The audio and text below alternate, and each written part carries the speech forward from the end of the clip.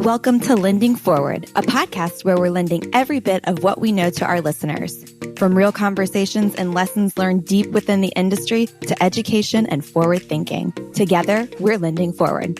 And as always, don't forget to subscribe to our channels and connect with us on www.atlanticbay.com. Atlantic Bay Mortgage Group, LLC, NMLS number 72043, NMLSconsumeraccess.org is an equal opportunity lender located at 600 Lynn Haven Parkway, Suite 203, Virginia Beach, Virginia, 23452. Welcome to another episode of Lending Forward. I'm your host, Taylor Ellard, and joining us again is the very one and only amazing lady and resilient woman, right? Jen Du Plessis. Yeah. Welcome, Jen. Thank you. Thank you so much. I'm so glad to just spend more time with you, Taylor. I love spending time with you.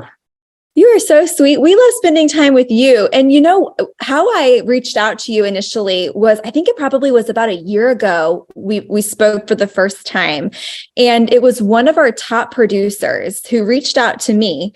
Her name's Allie Dubois down in Charlotte, North Carolina. And she said, you've got to listen to Jen. She says, I am always listening to her podcast and learning so much from her. And ever since then, I have honestly looked up to you so much because you're not only an author, but you speak in front of thousands of people and with such confidence that I think any woman or person in sales at all can kind of just look up to. And we're just very, very lucky to hear from you. Tell us kind of where 2023 has gone for you.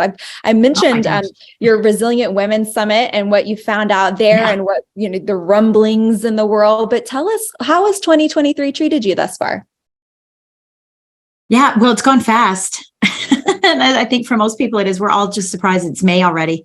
Although it doesn't feel like it. It's so cold here in Virginia and, in Northern Virginia right now, rainy, it's nasty, but, it's gone by really fast. My daughter had a baby on Easter. So it's, he's only 3 weeks old.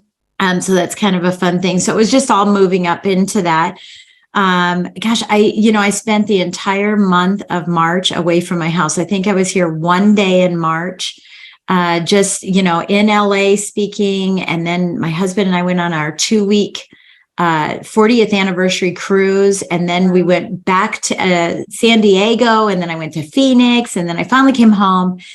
So a lot of speaking and just kind of pushing all that aside, waiting for the baby to come in April. But just a lot of sharing of, everything that I share with everybody, and I don't speak just to real estate or mortgage and real estate people. I speak globally. I speak to a lot of business owners and sales professionals just all around the world on, how to scale their business, how to move it forward. And some people think when scaling that you have to be at a certain level to then scale. It's not. You're scaling from the moment you have a business, unless you want to be the worker bee for the entire time, right? And I think that's the case with loan officers as well, is making sure that you're looking at how can I grow a team? How can I, really walk into my genius and be able to do what I love to do instead of working in the minutia of what happens in our industry. And people sense that. And when you're right there, man, everything just goes really well when you're in the right position in your practice. So that's what I've been doing. I have a new book coming out in a couple days, 21 days. I'm looking at the watch here, or the calendar. So 21 days, we have another book coming out. It's a Impact 2, Volume 2. So we have some great authors in there, some entrepreneurial celebrities in there as well. And so we're excited about that. So that'll be number 21 in totality, between books I've written and compilations I've been in and that kind of thing. And and then I'm going to, oh my gosh, there's so much going on. I'm going to New York City in June, and I'm going to have my 2 books up on they call it a something-tron, but up in Times Square. My 2 books will be up there, Teletron or something. And I'm so excited about that too. So I'll be, up there taking a picture of that and have some other fun. I have a big event coming up in a couple weeks on the 17th, 18th, 19th, and 20th of May in Phoenix. And it's called Limitless. It's a 3-day workshop. So get yourself over there. But and that's just now. And then I'll slow down a little bit, and then I'll pick up again in September, late August, September. Yeah, it's crazy. I don't feel like I've retired from mortgage lending because I'm not retired. Right. But it's a choice, it's a choice that I want to do this. So wow, that's what I'm up to. I know that's so much, and you're so busy. And book number 21 in compilation with the rest, it's just, that's madness. So tell us, all right, give me a little skinny on Impact 2, just like one little, something that's super impactful from Impact 2. If there's anything that you can give me, a little teaser. Right. Well, first of all, if you got Impact 1, you know that Impact is an acronym book. And so every author writes a chapter on an acronym because we learn in acronyms. And this obviously came from, I was sitting on a coaching call myself, and everyone started speaking in acronyms in their various industries. And I said, gosh, we all speak in that. I wonder if we could have, acronyms. And these aren't acronyms like the LE or the COD, those types of things. This is business and philosophical and funny and wealth and wellness and spiritual. And some of them aren't even words. They're just, when in book 1, there was TTE, talk to everybody, TTE. And we learn from acronyms. We learn things, when we can use acronyms in our world. So we all wrote a chapter, and it's called Impact. It's inspiring, motivational, powerful acronyms for cognitive thinking. And that's what it stands for. And then this one, ironically, it's funny because I interview every author. We have a QR code at the end of the chapter, and I bring the author off the pages and interview every author. And what's so funny about the difference between the first one and the second one is that regardless of what their topic is, everyone, I say, where are you going? What's the vision for you in your life? Right. And we have some mortgage people in this one, which is really exciting because we didn't before. Right. And I said, where are you going? Where are you going in life, et cetera? And everyone is saying, I want to make an impact. It's the most hilarious thing. So people, I think, have changed over the pandemic, and really are looking at what is that purpose-driven life? What is it that I want to achieve in my life? And so they're inspirational, quick little reads. It's not a bathroom read. It's not a bathroom read. It's inspirational. Put it by your bed, put it by your chair. Not that kind of a read, but It is inspiring. And it's pretty cool. So I'm excited. You should be. I'm so excited for you. I can't wait for that launch. That's going to be amazing. I'll be sure to grab it. Tell us a little bit about when you're coaching folks right now. What are you hearing the most? And how can we kind of just in this quick 20 minutes be able to provide solutions for some of those issues at hand? Yeah. I mean, it's a good question because look, volume's down regardless. And I know that there are some people that are out there killing it. In fact, a few of my clients are killing it too. And I'm trying to figure out what is it that they're doing that's different from the rest of the pack that aren't, they're fine, but they're not, there's a lot of whining and complaining going on. This is, what's happening. And I think what you focus on ends up happening. So if you focus on being unstoppable, you'll be unstoppable. If you focus on the negativity, you're going to start getting negative yourself. And I think that's the biggest challenge that I'm seeing in the mortgage space generally is, get better, don't be bitter.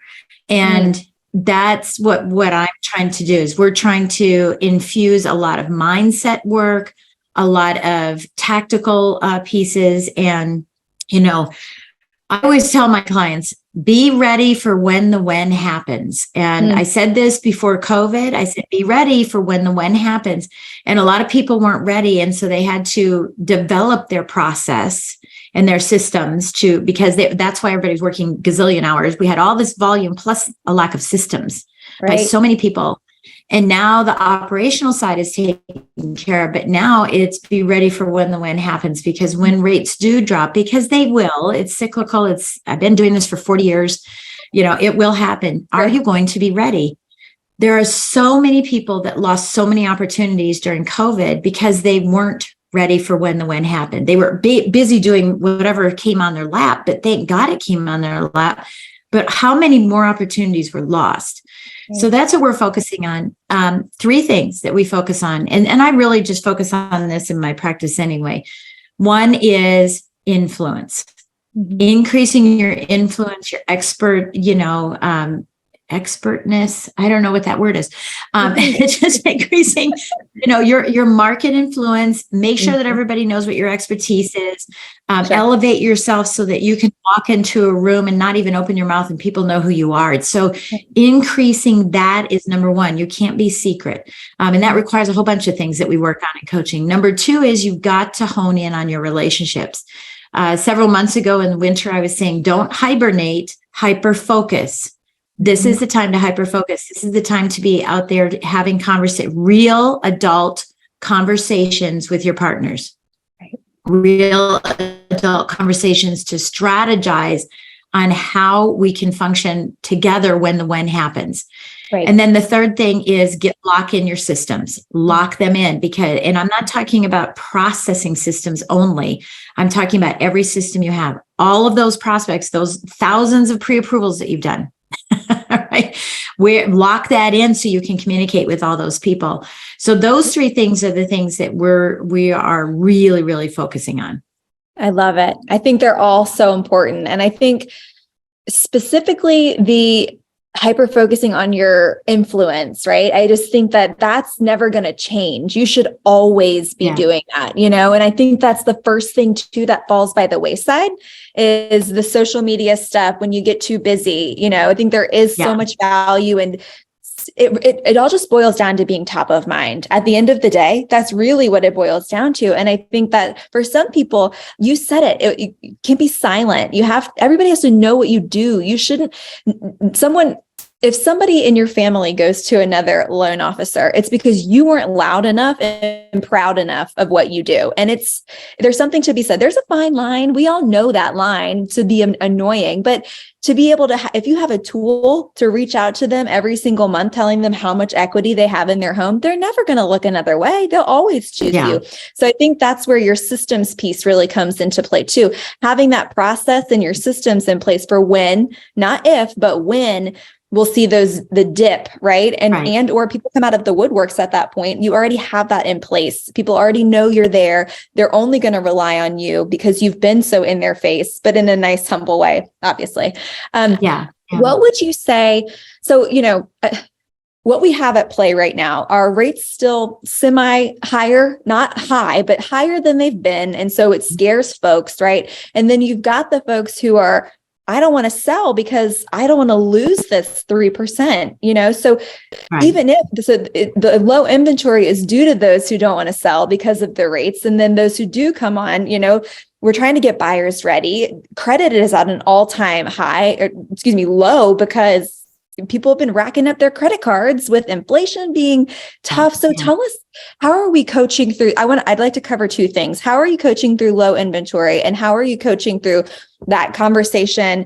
Should we list our home? I don't know. I'm scared because I know I'm sitting on so much equity right now, but I'm also like, I don't want a 6.5, I don't want that rate. So tell us, I know that's a long question. Just tell us kind of what you're thinking. No, I get it. Yeah, I get it, because we have to talk about this all the time. This is part of what we're doing, on a daily basis. And I think, again, I'm going to go back to what I was doing when I was speaking about hibernating versus hyper focusing, right? In winter, right? So, and they come out, they're going to stretch, and everyone else has done everything. So you have to be in front of your clients. But the number one thing I said was educate your clients and educate your real estate agents. This is where, when you spoke to market influence, and keep me on track on this, I'm going to go to market influence, and I'm going to you have to remind me what I was supposed to answer about inventory. But part of influence is not just, I'm on social media. My coach, who I pay $45,000 for one day with him, $45,000 a day, has 1,300 followers on Instagram and makes over $1 billion. Right. It's not about the followers. It's about what you're engaging, who you're engaging with and what you're educating and teaching them about. So I have a philosophy of one to many. My clients hear it all the time. Jen's one to many, right? We do one-to-ones, but you need to be out doing presentations everywhere, not just at real estate offices, not just at financial planners or attorneys, wherever you're doing that, but the Knitters Association of America, whatever it is. it's client acquisition that we're most interested in. It's a numbers game in what we do. So that raises your influence out in the marketplace. The other part that raises your influence is being a student of your craft, being a student of our industry. Do you know? And this is one of the biggest challenges. And I have 53 clients that I work with. I challenged every one of them, and there were only 3 of them that could tell me what a blended interest rate was. And I said, you need to know this, because if you've got someone who's got a really low first mortgage and they've taken out a HELOC or a HE loan, because many have, and now inflation's there, they're going to want to refinance at some point. Right. And you need to know what that blended rate is to be able to sell, edu-sell them. I'll call it edu-selling, right? To edu-sell them on the fact that, with this low interest rate and this high interest rate, you're actually paying X. And so getting a rate of Y is better for you. Or, it won't continue to go up on your HELOC side if inflation continues to go. So it's educating your clients and having adult conversations with them. And I mean that in the best way. But here's what we've been doing. Calling our clients and saying, hi, I hate the word checking in, by the way. Right. Don't like that. Hi, I was just thinking about you. And one of the things that I'm doing is, especially as we come up to halftime right now, we're coming up to half the year. What do? You go into the locker room and you figure out how to win the game. Right. What adjustments do you have to?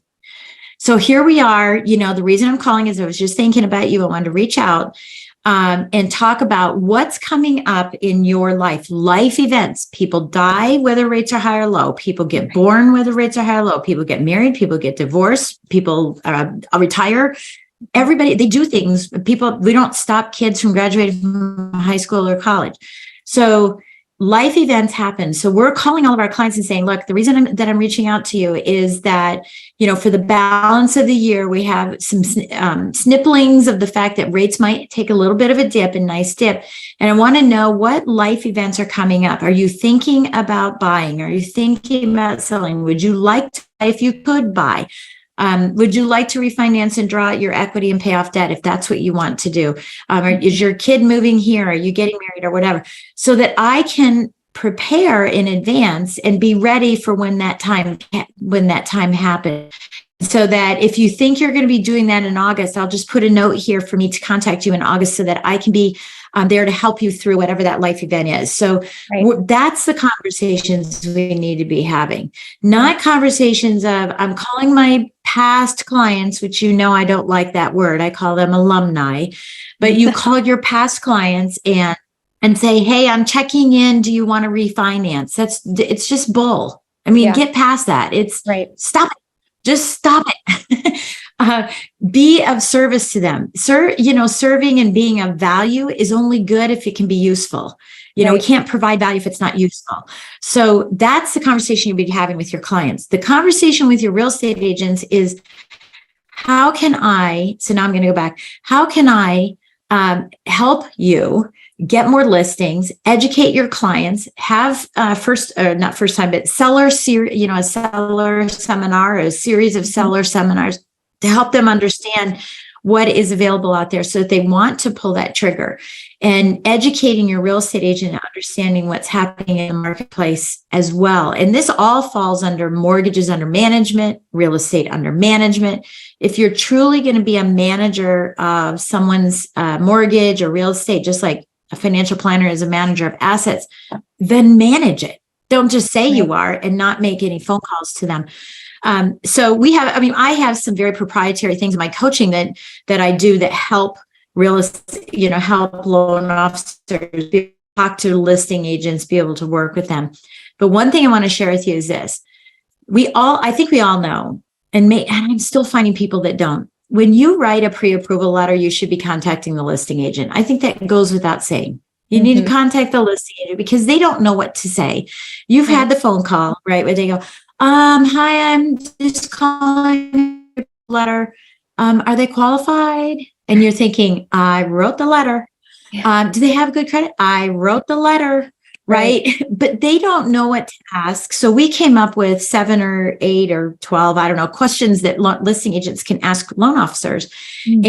But when there's a pre-approval letter, we deliver or provide the answers to those questions by initiating that phone call to the listing agent. So it's not just enough to call the listing agent in a pre-approval, but to take the lead in that relationship. So that's one thing to do. The second, obviously, if it goes under contract, is to call that listing agent and start that relationship. To make sure that they know that you want to have a conversation with them, right? Mm-hmm. But here's where I think, and some people aren't even doing that. So if you aren't doing that, start doing that. Right. Here's another place I think where people are losing is if you're writing, I was just talking to a client of mine, he said, I've written over 150 pre-approval letters. And I said, okay, could you go through those letters and find out who the listing agent was for each one of those houses? And let's say there's, I don't know, let's say a certain percentage of them, let's say a third of them are same listing agent for some reason. But let's say you have 80 listing agents that you didn't have connections with, and you want to make cold calls. Hi, I'm checking in. Do you have anybody that I can help you with? So write the letter, make the call to the listing agent. And then if it doesn't go through, call them back and say, oh, I'm so sorry that our contract didn't go through, but I was so impressed with the way you did this and that, and we were really looking forward to working together. I'd love the opportunity to sit down with you. Or you could say something like, do you think it would be prudent for us to sit down and see how I can help you get more listings? Do you think it would be a good strategy for us to sit to talk and figure out how we can work together and complement one another, or see if we have some common interest in working together, not a fit? Right. And now you have more opportunities, more lead opportunities with listing agents. What you do from there, you're going to have to figure out, right, what to do from there. But we have a very systematic approach to that, so that every listing that a listing agent gets, or every appointment, they win the appointment. And every time they have a listing, we work with them in marketing the property with them. And we work with the seller and actually get those pre-approval letters or pre-approvals for sellers as well. And so that allows us to be able to educate that seller on, hey, here's what the market looks like. Here's what's going to happen on the backside of this. You could wait, but I think, and again, you have to run your numbers. You've got to, whether you use Mortgage Coach, MBS Highway, a piece of paper, it doesn't matter. Right. You have to be a steward in this business to understand what those numbers really mean. It is not, I'm losing 3% and now I'm going to 6%. It is, how much equity do I have? What does that look like? Maybe I tap into that equity by leaving that home. Maybe I downsize. Maybe I right size. Maybe I improve my, I grow up to that. But then looking at, and I hate to say the cost of waiting, but it is the cost of waiting. It's a different type of cost of waiting. Right. But imagine, that house that you want to buy that's 300,000 more, exponentially, it's going to increase in value when rates go down too. So let's wait for rates to drop and then for the house to go up another $200,000. And let's see what that payment looks like. Mm-hmm. But you have to know your numbers. You have to be a steward. And this is where I say, this is where you're increasing and elevating your influence by delivering education. Love it.